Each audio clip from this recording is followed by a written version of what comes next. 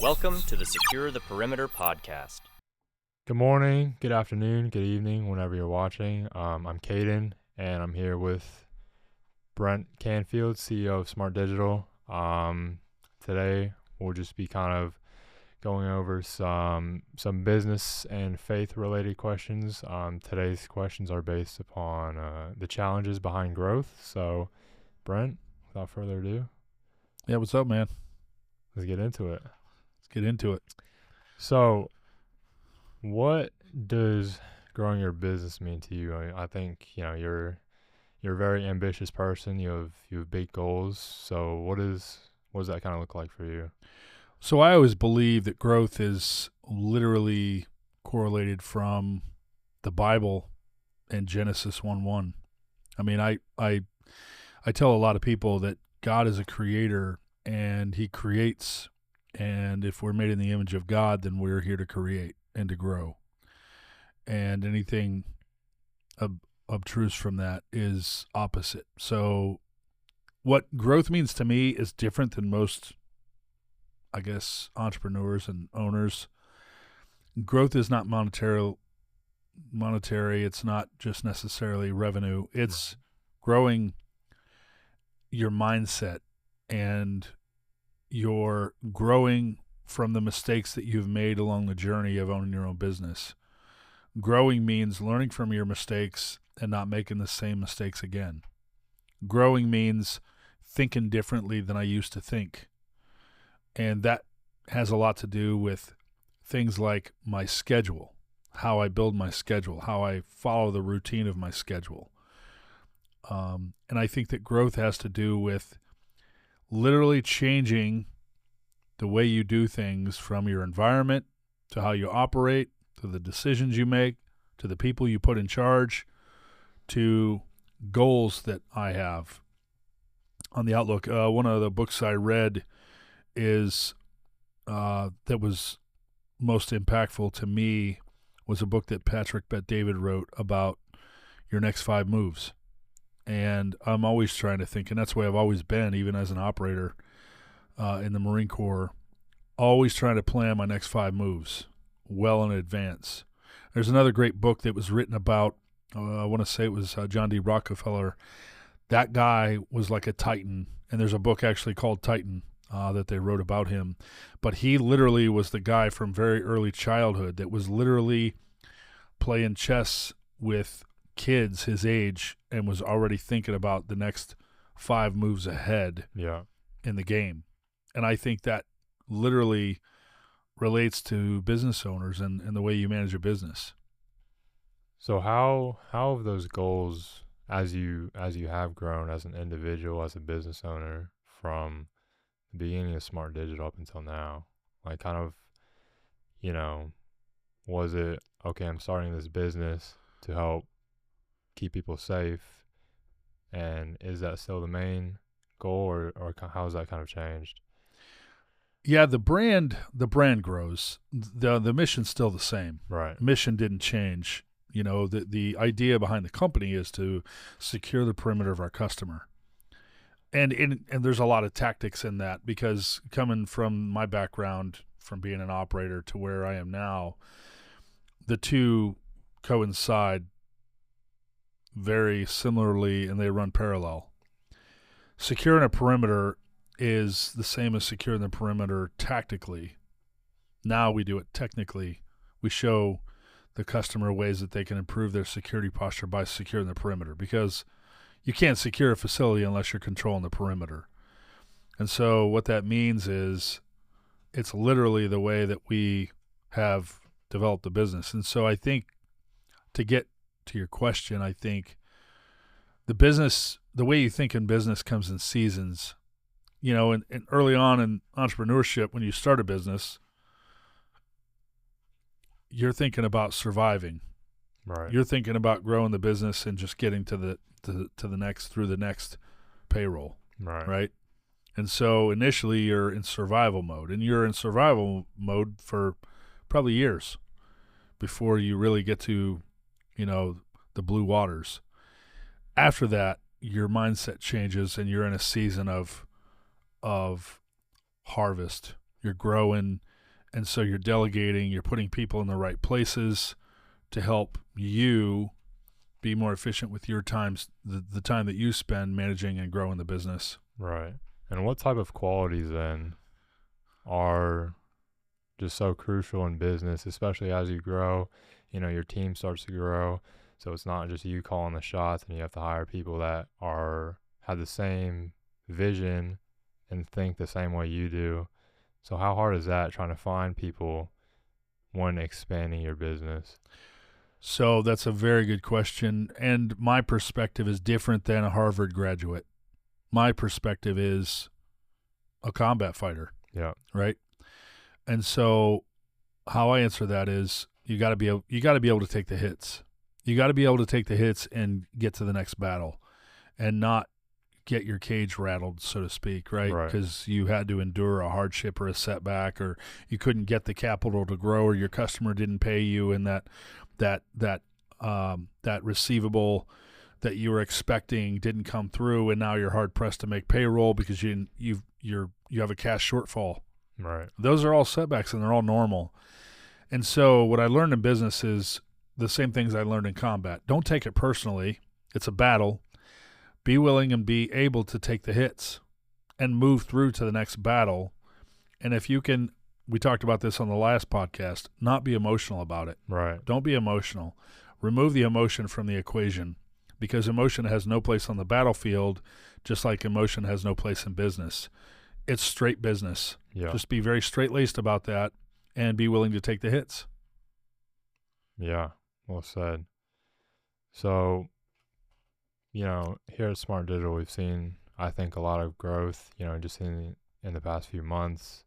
So when you do see visually that growth, for us, maybe it's sending those 12 trailers out to a customer. So you're seeing all these things going on. Maybe you're seeing the cash flow start come in. How important and how do you stay grounded when things are on the up? Humility.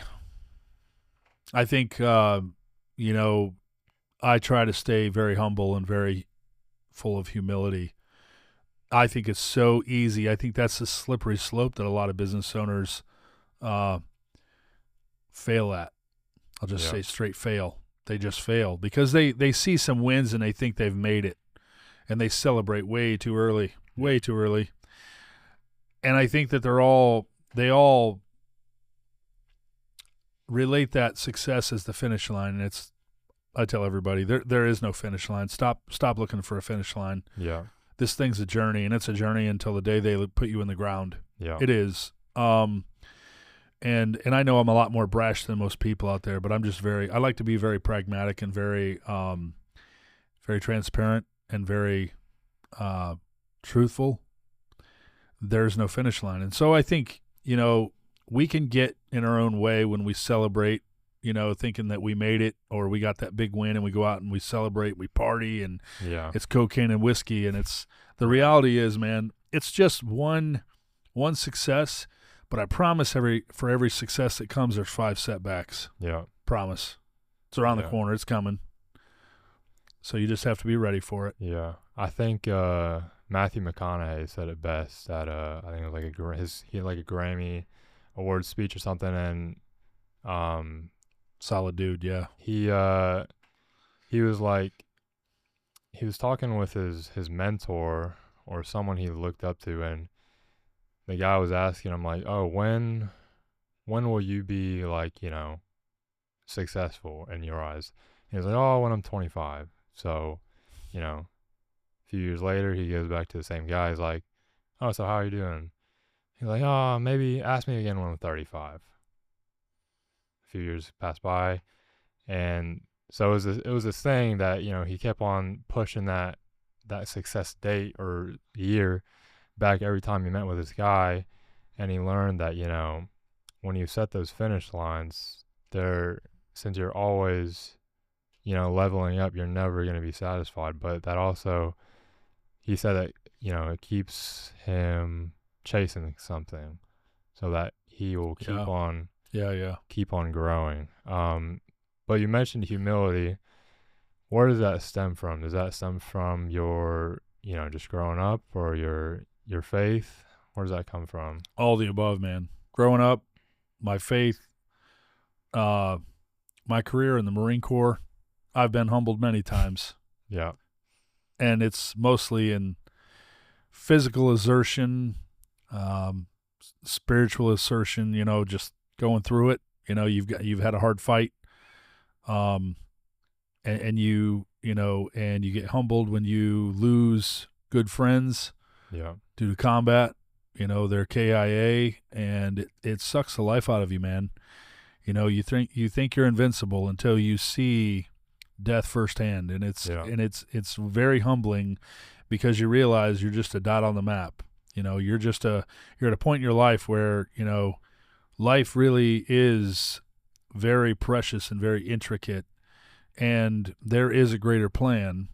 But my humility came from fights and loss and tragedy, and the experience of just going through certain setbacks in life, and then start my own business. Yeah.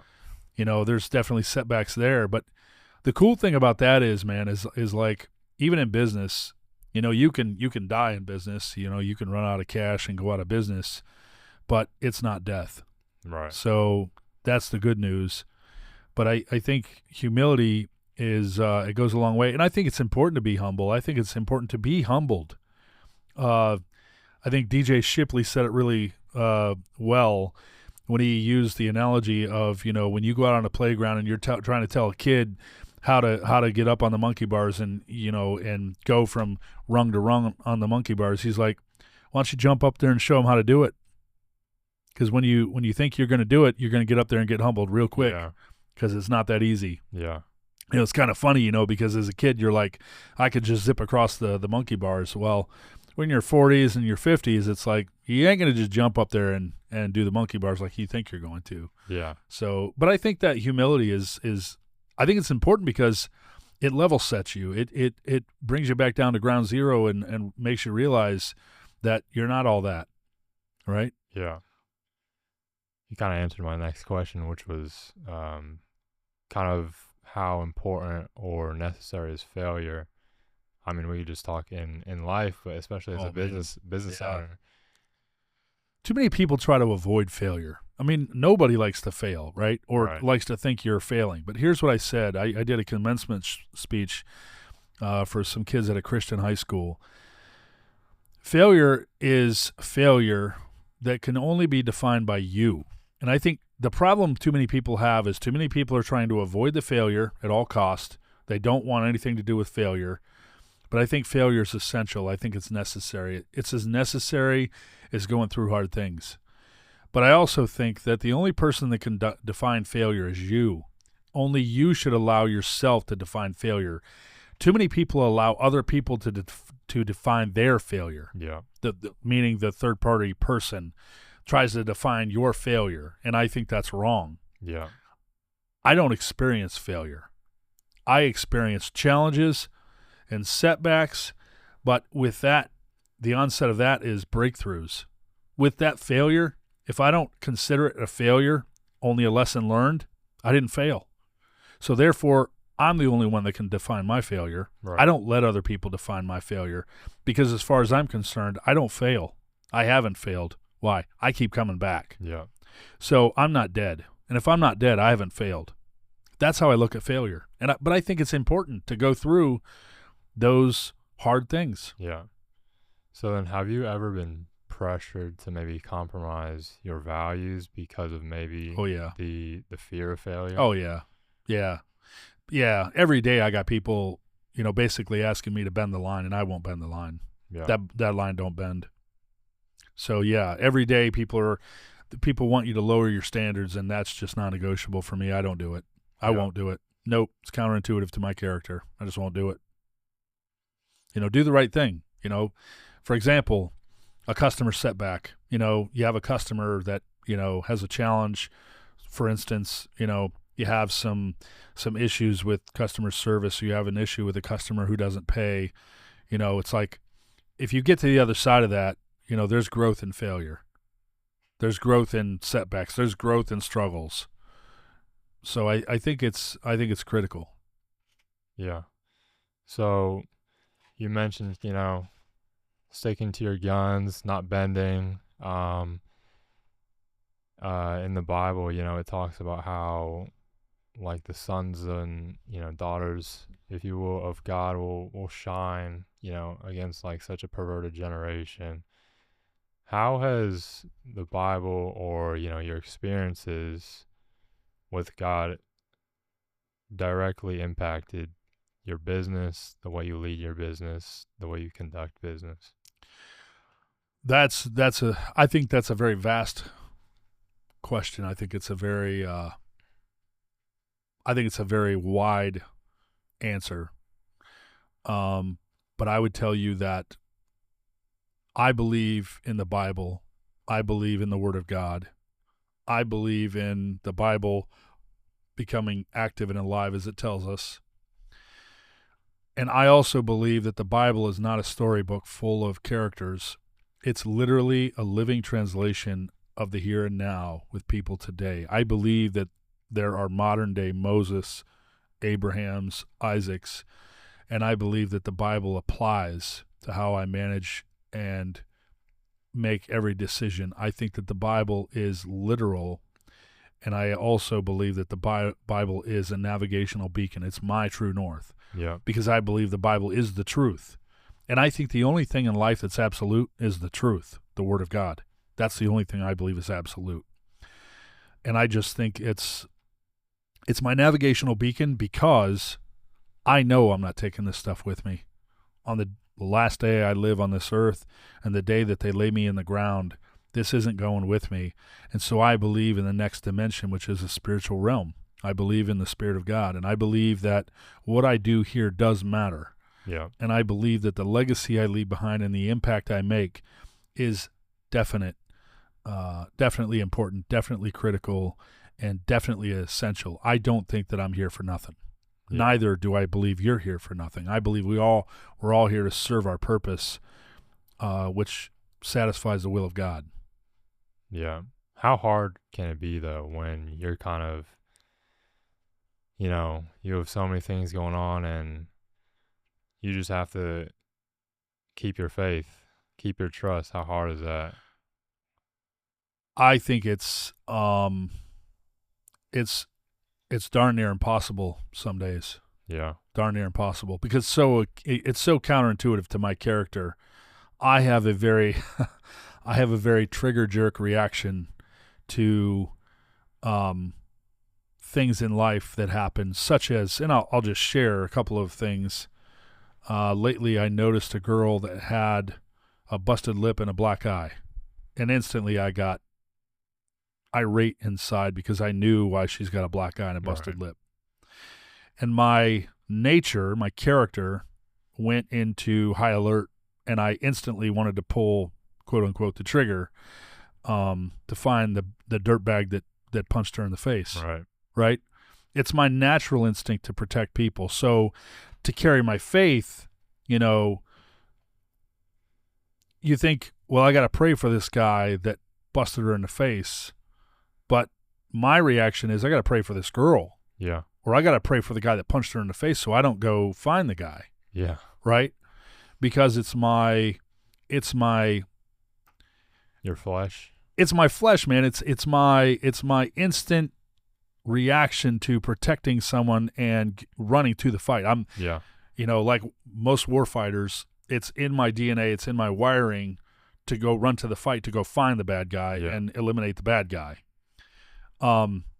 Which is counterintuitive to grace, love, compassion, and praying. So I war with that every day, but doesn't Paul tell us that in the New Testament? Yeah. That we war with these things daily. Yeah. It's a daily battle. It's a daily struggle. So it just reaffirms that this is real, man, because Paul was saying this way back when Paul roamed the earth. Yeah, I was just going to mention that he says, I do the things that I don't want to do, and I do not do the things that I do want to do. Exactly. Yeah. Which I think is such a great just one liner that I think a lot of people can resonate with. And isn't it encouraging too, man, when you hear Paul say that in the Bible, that literally comes alive for me as if Paul was sitting with us right now Yeah. in the here and now saying the same exact thing. Yeah. Because, bro, it's no different. It's no different now. It's like I still war with that. And so Paul warred with that, and he struggled with that all the way back when he roamed the earth in a robe and sandals. Like, Yeah. you're telling me it's the same? I think it's the same exact time, and I think it's so relatable to this era. But I'm encouraged by that because I think, dude, I'm not alone. You're not alone. We struggle with this now. So did he. Yeah. And this guy was like a modern day disciple, man. It's like that dude lived for Christ Yeah. after crucifying Christians and killing Christians. So I'm encouraged by that because I think, dude, if this guy went through it, I can go through it. I'm good. Yeah. And you find that a lot a lot in the New Testament, but the entirety of the Bible where you read it and it's like someone could have said that yesterday. Yeah, absolutely. Yeah. It's crazy how, like you mentioned, they go through the exact same things that we go through, here in 2026. So apart from the Bible, maybe you have mentors. I know you read a lot of books. What, just maybe to list a few, which one of those have had the biggest impact upon your growth as an individual and as a business owner? Definitely number one is the Word of God, the Bible. I mean, I say that without reservation, without apology. I don't sugarcoat things. Yeah. I don't dance around the truth, and I don't avoid collusion with the people that have opposite opinions. But in regard to business books, man, there's so many books. Tools of Titans, Tim Ferriss, The Magic of Thinking Big, The Art of the Deal, The Next 5 Moves, as I said, Patrick Bet-David. The best book I think I've ever read has been recently a book written by John McNeil, the former president of Tesla, that wrote the book Algorithm. By far one of the best books I've ever read. Such a smart dude and had such a great approach to growing and scaling Tesla. Yeah. Have you always been, like, even as a kid growing up and into your adult life? No? No, man. I never read books. I read one book in my childhood, and it was the book called The Wright Brothers. It was literally a book about the Wright Brothers. It's the only book that was ever interesting enough for me to pick up and read cover to cover. But I have read more books in business than most people read in a lifetime. So how did that come about initially? Was it just out of necessity, like, oh, I'm starting my business, I should probably dive into the weeds of, what that looks like? Yeah, because I wanted to learn from other entrepreneurs. I wanted to learn from other people who did it. I wanted to absorb as much information as possible. It's like reading as boring, as arduous as the guidebook for Marines is. I literally would sit in the barracks room for days and spend every weekend reading that book cover to cover because I wanted to be the best Marine. Yeah. I wanted to know the Uniform Code of Military Justice. I wanted to know the field SOPs for every maneuver, every exercise that Marines did. I wanted to know everything about our uniforms. I wanted to know all about the history of the Marine Corps. So really it started for me in the Marine Corps. After I joined the Marine Corps, I wanted to learn more about becoming a Marine. So kind of segueing here into the next topic. So how would you define success today compared to how would you define success 5 years ago? A different season. Success is different. It looks different at every level or every season you're in your business, or success in your, career, in your education, success in your family. We all go through seasons. It looks different because you're at different levels. Again, the initial level of business is just surviving, and so it looks different. When you get to the next level of your business, your priorities change because the target and the mission changes on how you're going to get through those new challenges, the new things that, correlate to how you're managing and operating your business. Yeah. And then what's something that money could never buy, but something that a leader, a business owner will always need? Purpose. Once you know your purpose, the rest is all downhill from there, man. Once you lock in with your purpose, it's almost like a sniper behind a scope. Even the spotter calling his shots, once the sniper locks in on the target, all he has to do now is just pull the trigger. Yeah. It's very similar to that. And once you identify what you're here for, your purpose, everything else is pretty much easy. It all clicks and locks into place. And I think that's one thing that too many people are just all over the place, and they're trying to find what their real purpose is. And most people, a lot of people, unfortunately, never find it. They don't know why they're here, or they don't know what their purpose is. Yeah. I think there's a guy on Instagram. I think his tag is like the School of Hard Knocks, and he goes around interviewing these very successful, millionaire, billionaire business owners. And one of the guys he was interviewing said that there's a lot of dead people walking, meaning that you die at 22, but you get buried at 85. And I think that purpose is so real. I think that purpose is something that a lot of people do struggle with, whether they put it into, something here on this planet, whether it be sports or, their job, their spouse, whatever it is.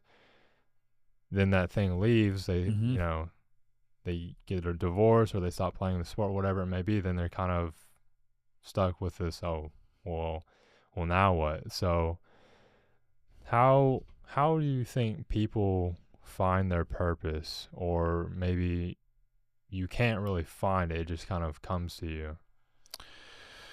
Well, I think that it's, what is it that fuels your fire? What gets you excited? And when you determine what that is, when you determine why you're here and what you love to do and you enjoy to do the most, I think you start to resonate with your purpose. Like, I know for me, becoming a U.S. Marine was the most critical thing when I was 17 years old.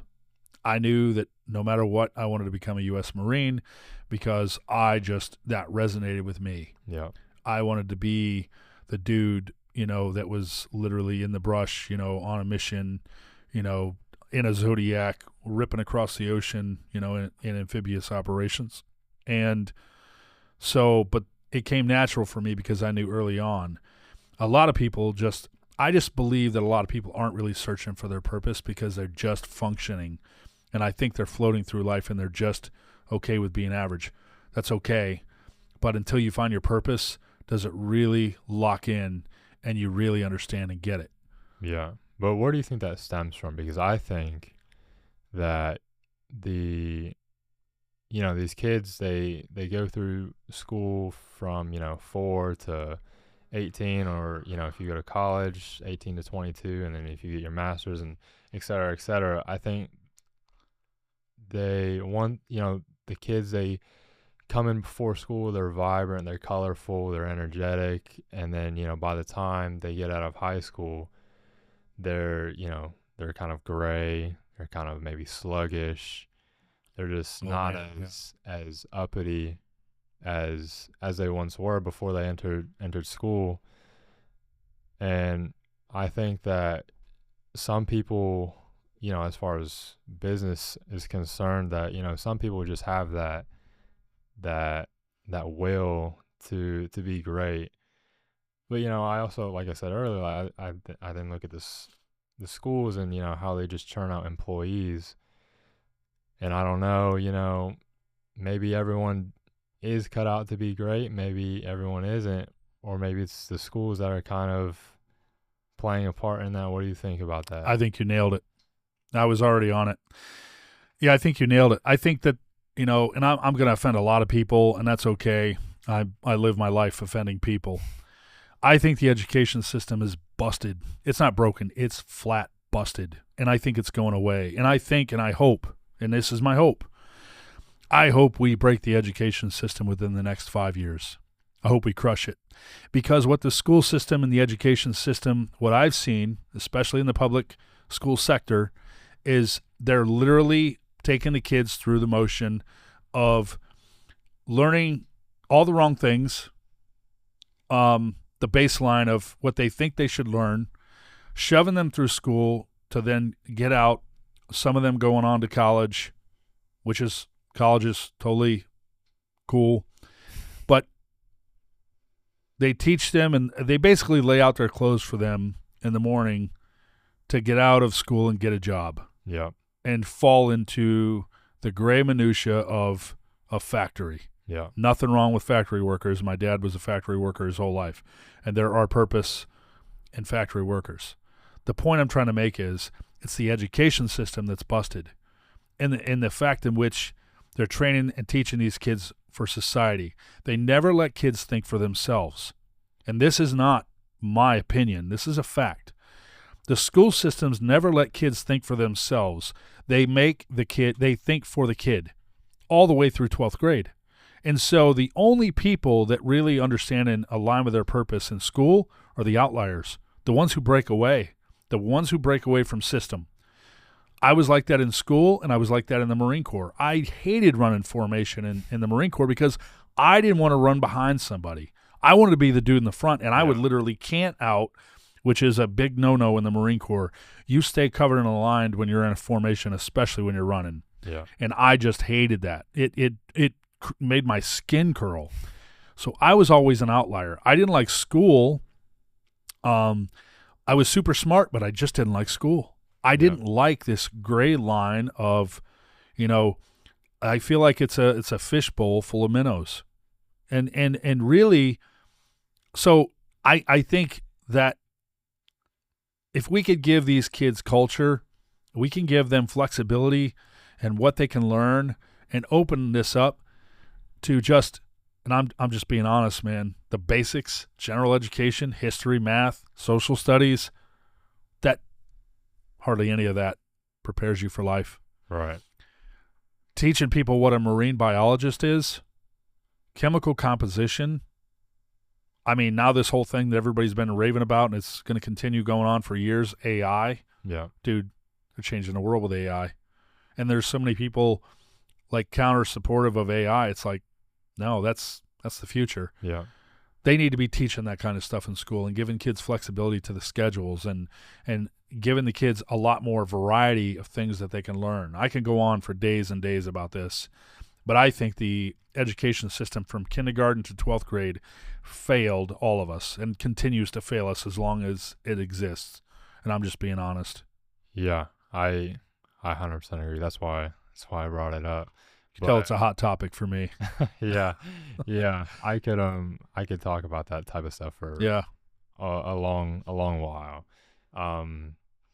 So I just have maybe one or two more questions for you.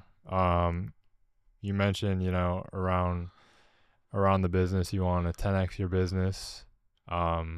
So if you were to 10x tomorrow, which would be a pretty big feat, what do you think your biggest challenge would be? The belief that it could be done. And there's a great book that Dr. Ben Hardy wrote, and in the book he stresses that it's easier to 10x than it is to double your business. And I agree with him 100%. I think it all comes down to mindset. It's what's in the mind. I think it's what's in the mind. And I think once you have the belief that you can do it, it's like anything else. If you believe you can do it, you can do it. Like everybody thinks it's impossible to become a Navy SEAL or Marine Reconnaissance or MARSOC. No, it's not. It's all in your mind. Yeah. I don't think I can get through the next thing. Yeah, you can. You just have to believe you can. You have to put yourself there. That's called faith. Yeah. I think it's in the book of Hebrews. Faith is the substance of things hoped for and the evidence of things unseen. It's faith. Just believe it. Yeah. I believe it 100%. And so in the latter part of my life and early on as a Marine, I learned how to become absolute. I'm convicted. We will get to the top of the hill. Yeah. We will put a flag in the ground. We will achieve the mission.